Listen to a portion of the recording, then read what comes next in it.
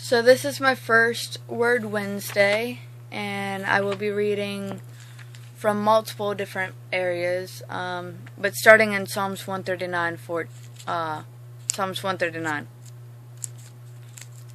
I'm naming this study God Knows You, because what we are going to be talking about is God knowing you, how He created you, how He knows what you're going to do before you even do it, what you're going to say before you even say it.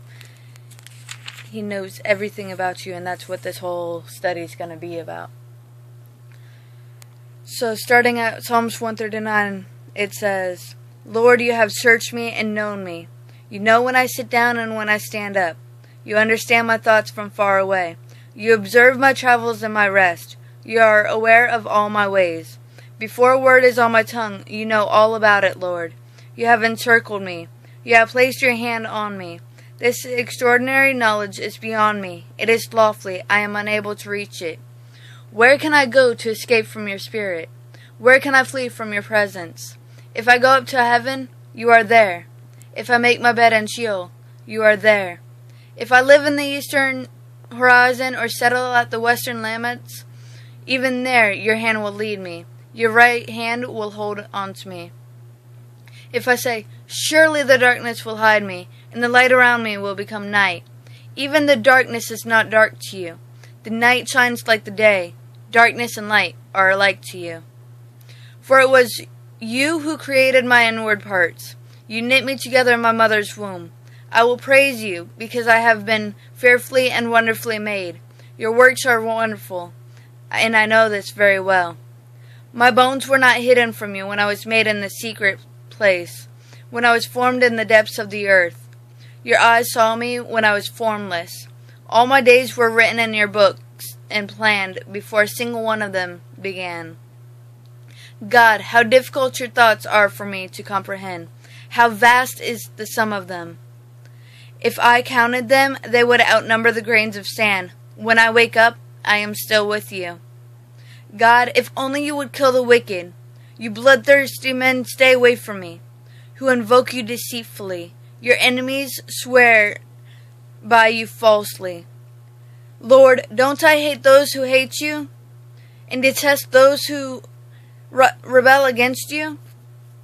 I hate them with extreme hatred. I consider them my enemies. Search me, God, and know my heart. Test me and know my concerns. See if there is any offensive way in me, and lead me in the way of the everlasting. So now I'm going to break this passage, this Psalms 139, up into multiple parts and bring scriptures in from other places. So, Psalms 139, 1 through 5. Lord, you have searched me and known me. You know when I sit down and when I stand up. You understand my thoughts from far away. You observe my travels and my rest. You are aware of all my ways. Before a word is on my tongue, you know all about it, Lord. You have encircled me. You have placed your hand on me. So in this, it's talking about He knows all your ways. He knows what you're going to say before you say it. Now, if you flip over to Jeremiah 29:11, it says, For I know the plans I have for you, declares the Lord. Plans to prosper and not to harm you. Plans to give you a hope in a future. Plans are things that have not took place yet, and is not taking place, but will take place. It's something that is going to happen, is coming your way and stuff. So it's saying that He knows your plans.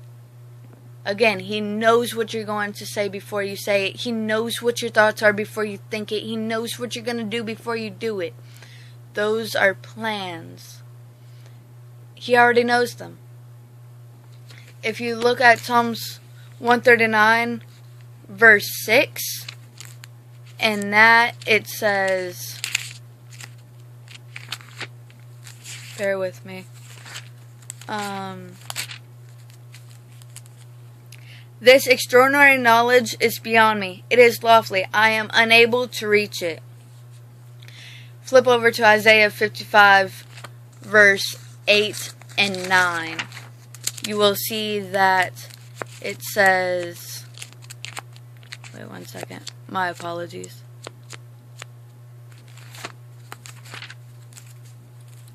you will see that it says, "For my thoughts are not your thoughts, and your ways are not my ways. For as heaven is higher than earth, so my ways are higher than your ways, and my thoughts are higher than your thoughts." So this knowledge is so much that we cannot grip it. We cannot grasp it. We can't understand it. Sometimes we wonder, why is this happening? Why is that happening? But with God knowing your plans, and God already knowing everything you're going to do, everything you're going to say, and everything that's going to take place, His thoughts, His plans, and everything is higher than us. It's too much for us to even try to understand, for us to even try to attain and grasp. Read in Psalms 139, 7 through 12. "Where can I go to escape your spirit? Where can I flee from your presence? If I go up to heaven, you are there. If I make my bed in Sheol, you are there. If I live at the eastern horizon or settle at the western limits, even there your hand will guide me, and your right hand will hold on to me. If I say, surely the darkness will hide me, and the light around me will become night, even the darkness is not dark to you. The night shines like the day. Darkness and light are alike to you." Flipping over to Deuteronomy 31, 6 through 8.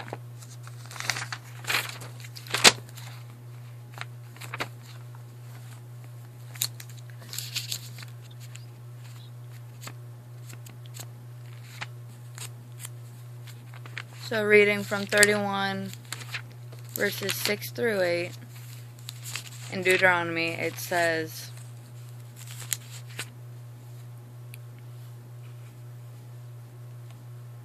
"Be strong and courageous. Don't be terrified or afraid of them. For it is the Lord your God who goes with you. He will not leave you nor forsake you." So no matter where you are in this point of life, like in your life, wherever you are, if you're struggling with addictions, or if you're bound to one thing, if you're living in chaos, or if you're praising God and you're worshiping God and everything's going great, no matter where you are in your point, like in your life, God is there. He's not leaving you. I know for myself, I was really bad into different addictions and stuff. I should be dead. I should not be here. But God was there. Even though I was not praising Him, even though I was denying Him, God was there, and God saved me. So no matter where you are, what you're doing, God is there. He is not leaving you. He is not forsaking you. He will always be there. You just have to reach out to Him. He's right there with you. Now reading Psalms 139, 13 through 15. It says, "For it was you who created my inward parts. You knit me together in my mother's womb. I will praise you because I am fearfully and wonderfully made. Your works are wonderful, and I know this very well. My bones were not hidden from you when I was made in the secret place, when I was formed in the depths of the earth." Now with this, a lot of people can question, why was I made this way? Why am I going through what I'm going through? What's wrong with me? Why did God make a mistake? A lot of teenagers, especially females nowadays, are struggling with their self-esteem. They feel like they're a mistake. They feel that they're worthless, that there's not a purpose, that they're just some piece of crap. And there's situations that in your life that sometimes will make you feel like that. But it says, "I praise you because I am fearfully and wonderfully made. Your works are wonderful, and I know this very well." I was born with a condition called scoliosis. I had to have back surgery for it. My spine could have collapsed some organs, but guess what? I could have been like, "God, why'd you make me with the crooked spine? Why did you make me with the curvature of the spine? Why'd you make me like this? I mean, I wanted to go into the army, can't do that because of the back surgery." But guess what? It says, I am fearfully and wonderfully made. So fearfully, there's two different types of fear. Fear when you fear someone and it's in a respectful way, or when you fear someone because you're scared of what they're going to do to you. This type of fear I feel that this verse is talking about is the respect. You're in so much awe and you're in so much respect of how God made you that, yeah, it sucks, but there's a purpose for it. There's a plan for it. Just like we've been talking, God has a plan. God knows what you're going to do. God knows what you're going to say. God knows everything. So there's a plan. So fearfully, in this context, it's hard to grasp, but it's basically saying, yeah, I might have a disability. Yeah, I might have an issue. But I am fearfully, I am respectfully, I am in so much of awe on how I am made that it doesn't really bother me, that it's minuscule. And now it also says, when I was made in the secret place. What a thought that your mother's stomach, where you came from, when she held you there for 9 months, is that secret place. That's such an amazing thought that God is referring to the mother's stomach as a secret place. I'm just amazed how that is used there. It's amazing. Moving on though, verse 16, of Psalms 139, it says, your eyes saw me when I was formless. All my days were written in your book and planned before a single one of them took place. Now, flipping over to Luke 12:28 to 38. This is talking about how if we are more than the grass and more than the animals and the creatures, how much, like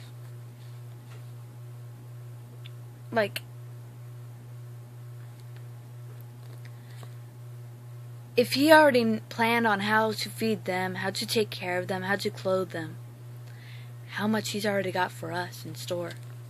We just need to tap into him. Get that connection with him so we can open those doors and close those doors that need to be closed. So we can access what God has in store for us. And I can tell you it's mighty and it's great. But you first got to have that relationship with him. So anyways, read in Luke 12:28 to 38. It says,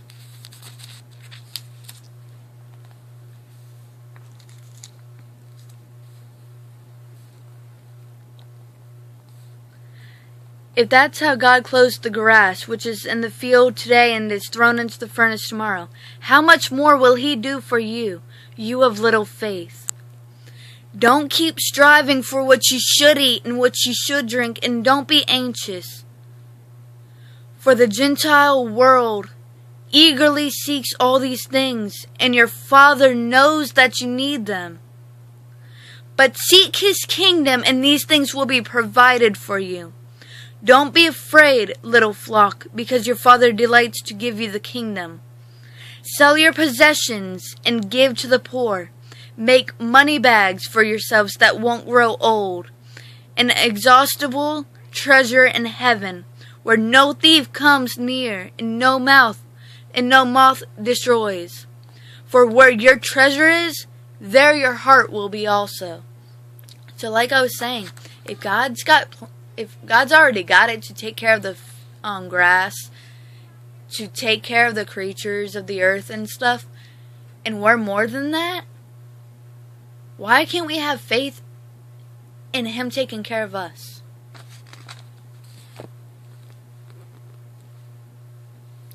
I mean, it says back, reading 16 again out of Psalms 139, it says, your eyes saw me when I was formless. Before I was formed, before I was thought of and put in my mother's womb, he already had it written in his book, planned on how my day was going to go, on how he was going to take care of me, how he was going to provide for me. So all I have to do is seek his kingdom and trust in him and have faith. And it will be provided for me. I will be taken care of. Going on to read 17 and 18. God, how difficult your thoughts are for me to comprehend. How vast their sum is. If I counted them, they would outnumber the grains of sand. When I wake up, I am still with you. So like I mentioned before, he will never leave you nor forsake you. And that his thoughts are higher than our thoughts. His ways are higher than our ways. He is a mighty God. We can't compete with him. Like he's too mighty for us to even attain, to understand, to grasp his thoughts, his ways, his plans, and everything he has in store for us. Sometimes we wonder, is God hearing me? What's God doing? Why is God letting this happen? What's going on? But we just need to have faith in him, because he knows what he's doing. He has it already laid out.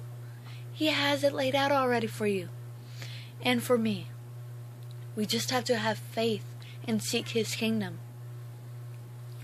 Reading Psalms 139, 19 through 22. It says, God, if you would kill the wicked, you bloodthirsty men, stay away from me. Who invoke you deceitfully, your enemies swear by you falsely. Lord, don't I hate those who hate you and detest those who rebel against you? I hate them with extreme hatred. I consider them my enemies. Well, we've all heard the thing saying, love your enemies and stuff. I'm going to read you from Romans 12. Let me turn there real quick. In Romans 12, it says,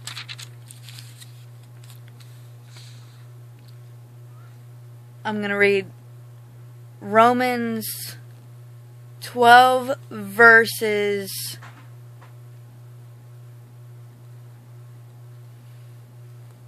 19 through 21.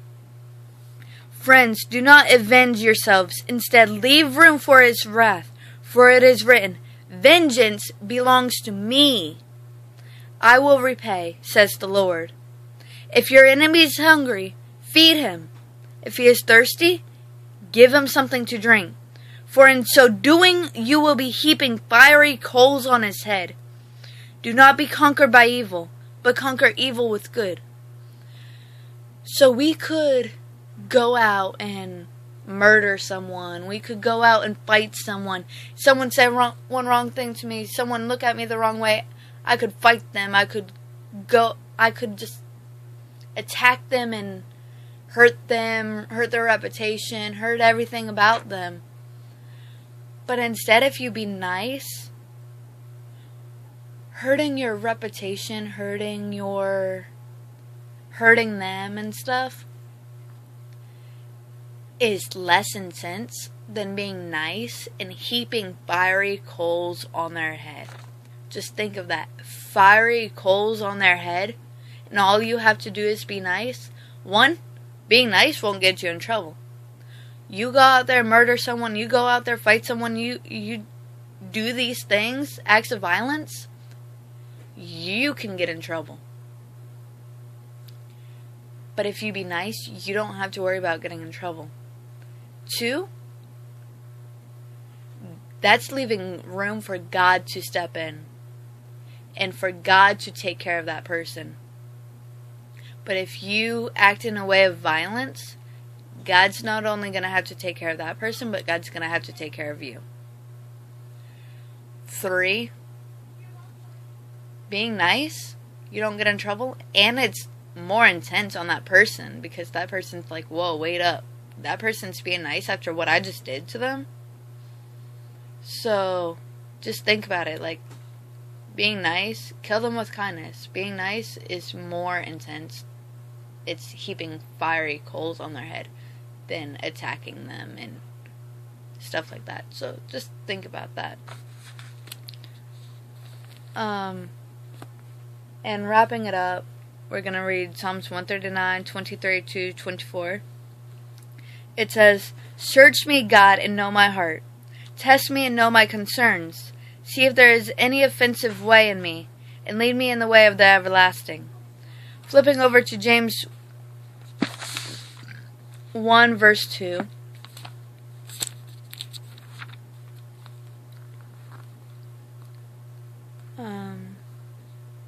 James 1, 2 to 4 is where we're going to be reading.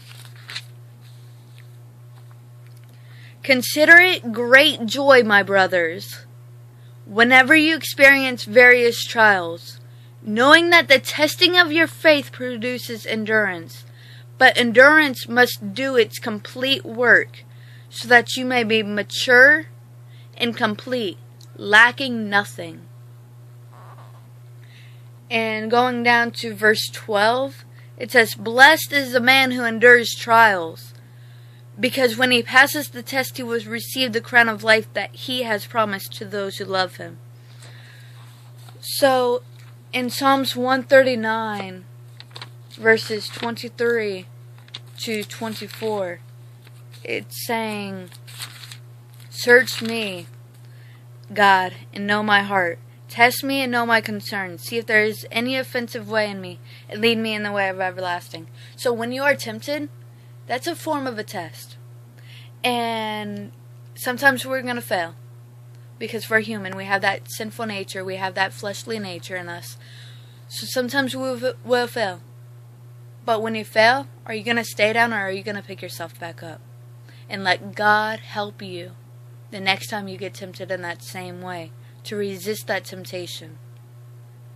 Temptation, being tempted, produces endurance. Endurance is to continue on, not to give up. We will fail. There's no doubt. We will fail. But our goal, our mission, is to not fail, is to succeed, is to resist that temptation, to be like, no, I don't need that. No, I don't need that. I got what I need, and what I need is God.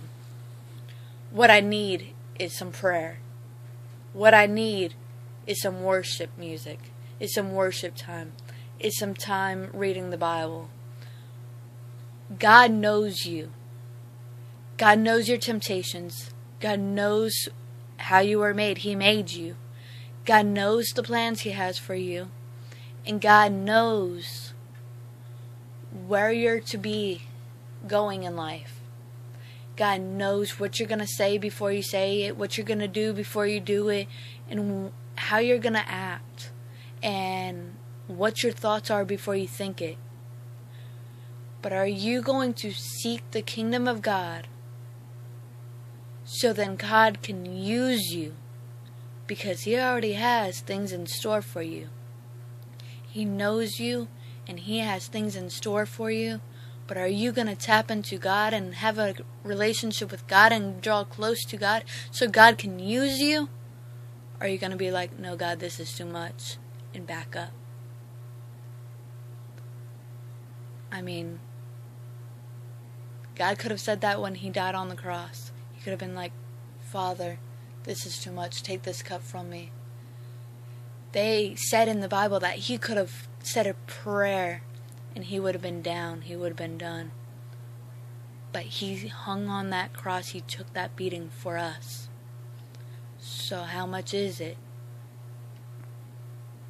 Like, how much is it to ask to have a relationship with Him? I mean, He loves you that much. Can you love Him that much to have a relationship with Him, to draw near to Him, and to let God use you? God knows you. That's all I've got to say.